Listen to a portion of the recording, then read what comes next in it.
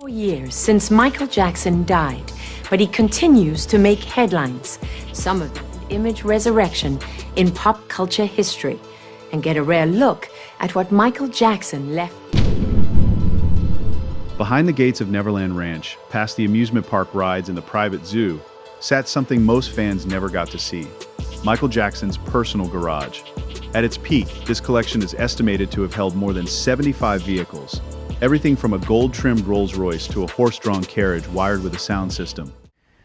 Oh boy, sometime after Thriller, around Off the Wall Thriller. Sometime and what did you there. think? I mean, It's in my family. My father said it's on his side. I can't control. Limo had a 6.75-liter V8 under its long, regal hood, quietly putting out 185 horsepower and 339 pound-feet of torque.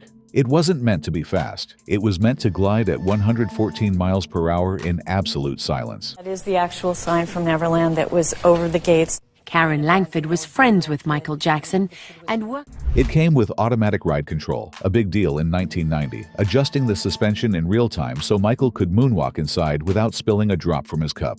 What's even weirder, despite its presence, the standard wheelbase version was under 70 grand in 1990. Hooper and Company, the English coach builders who once made intricate carriages and even built Sopwith camel planes during World War I, worked on custom variants of these cars, including extended wheelbase versions. This is one of how many warehouses that you have?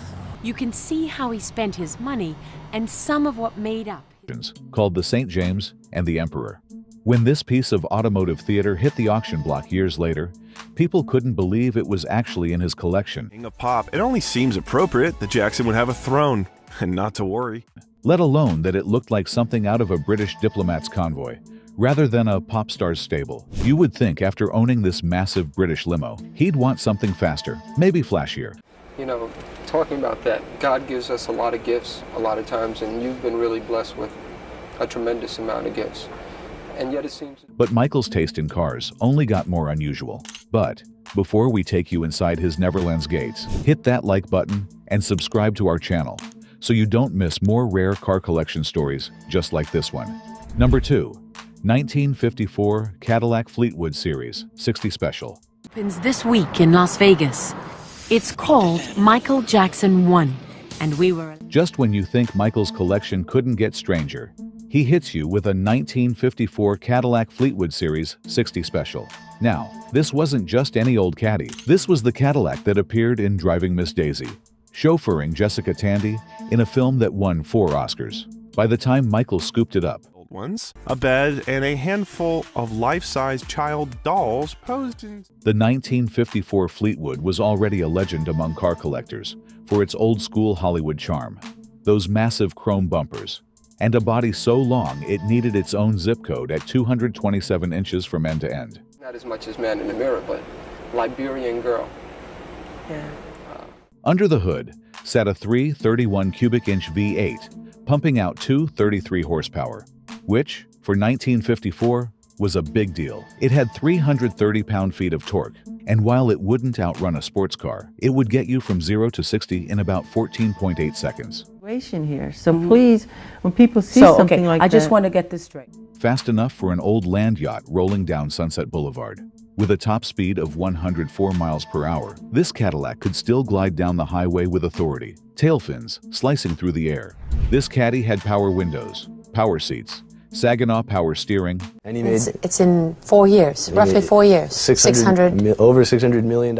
And a plush interior lined with V-crest pattern nylon or all-wool broadcloth, depending on how fancy you wanted to get. If you wanted air conditioning, it was a pricey $620 option back then. Want Kelsey Hayes wire wheels? That was another $325. Okay, what do you have here, Karen? And this is Michael's handwriting. And how old was he when he wrote that? Back in the day, a fully loaded 1954 Fleetwood would set you back over $30,000, which was a small fortune in the 50s. This Cadillac rode on Cadillac's rugged X-frame with a 133-inch wheelbase, giving it a presence. Of all the cars Michael owned, this one puzzled people the most. Why would the world's biggest pop star own an old Fleetwood from the 50s, used in a movie about an old lady and her driver? Number 3.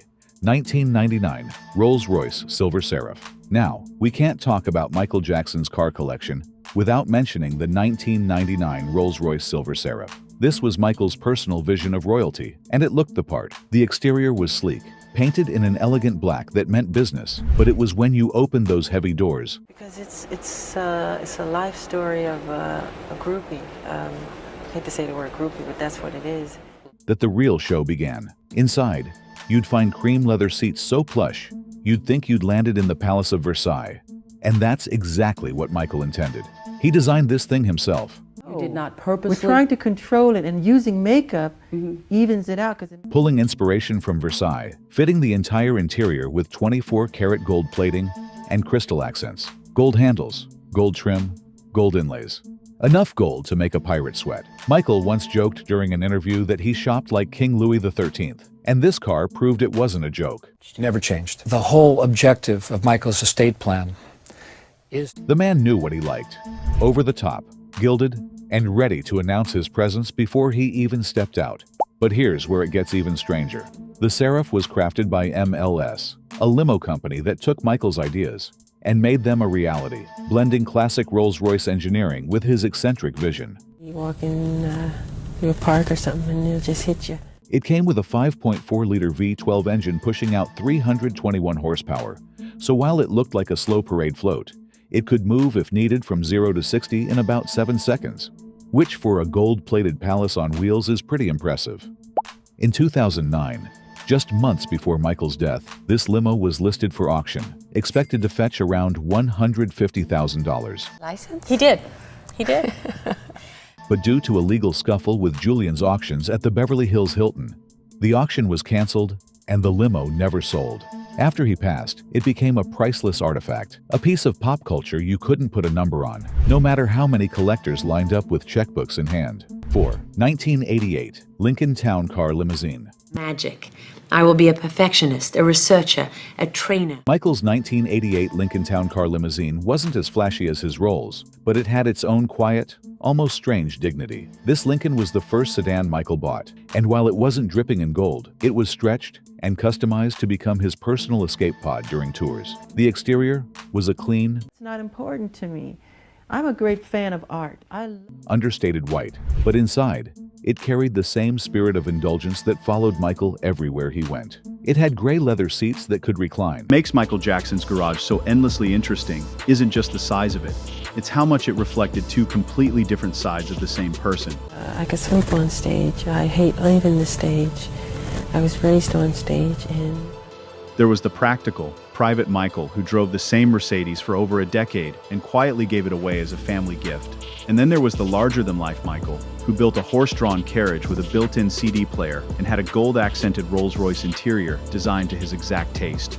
Very few collections, celebrity or otherwise, capture that kind of contrast this clearly, which is exactly why people are still digging through the details of it more than 15 years after his death.